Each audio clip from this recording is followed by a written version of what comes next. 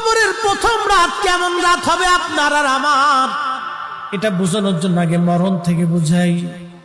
ও বাসকালীর মুসলমান, খুবই মনোযোগ দেন মা বোনেরা। ও মা, আপনি যে সুন্দর পোশাক পরে সেজে গুজে গহনা পাতি দিয়ে আপনাকে নিয়ে আসা হলো শ্বশুর বাড়ি। মারে, আপনার ঘরের মধ্যে একটা বৃদ্ধ মা আছে, শাশুড়ি। মনে ব্যথা দিবেন না, এই বৃদ্ধ লোকটা আপনার কাছে তেমন কিছুই চায় না, একটু সহানুভূতি চায়। বিনিময়ে আপনার স্বামীর জন্য সে 40টা বছর পরিশ্রম করেছে। ও বোন, আপনাকে বলছি, এই বৃদ্ধ মাটাকে আপনি ব্যথা দিবেন না। এই বৃদ্ধ মাটা আপনার স্বামীর পিছনে 40 বছর পরিশ্রম করেছে।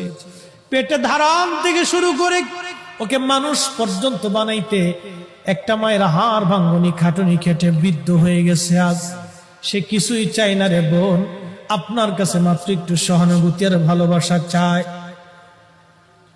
মনে ব্যথা দিয়েন না, ওনাকে ব্যথা দিলে মালিক বেজার হয়ে যাবে। মালিক, ও বোন, আজকে আপনি আসছেন এই দুনিয়াতে, এই বাড়িতে। আগামী দিন এই বাড়ি থেকে আপনাকে নিয়ে যাওয়া হবে সাদা পোশাকে, আপনার দামি দামি গহনাগুলি রেখে যাওয়া হবে। বাংলাদেশে একজন ধনী মারা গেল করোনায়। আহা, করোনার সময় মানুষ চেনা গেছে। একজন ধনী করোনার সময় মারা গেল। এই ধনী যখন করোনায় মারা গেল, মারা যাওয়ার সময় সে কয়েক হাজার কোটি টাকার সম্পদ রেখে গেছে। 1 টাকা 2 টাকা না, কয়েক হাজার কোটি টাকা। একজন ধনী মারা গেল 80,000 কোটি টাকা রেখে। 80,000 কোটি টাকা। এখানে সবাই কেউ যদি বান্ডিল ধরে মাথায় বাঁধতে বস্তায় দেওয়া হয়, তারপরে মাথায় করে নিতে পারবেন না। 80,000 কোটি টাকা রেখে কবরে চলে গেল একজন ধনী।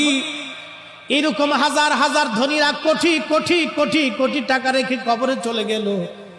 করোনার সময় কবরে তারে নিয়ে যাওয়া হলো।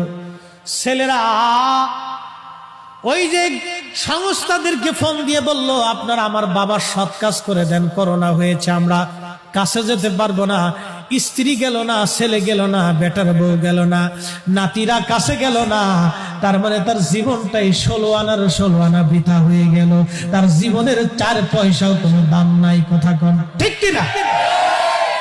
এই মরণের যন্ত্রণাটা কেমন ভয়াবহ, আপনাকে এই মরণের যন্ত্রণাটা বুঝাই। তারপর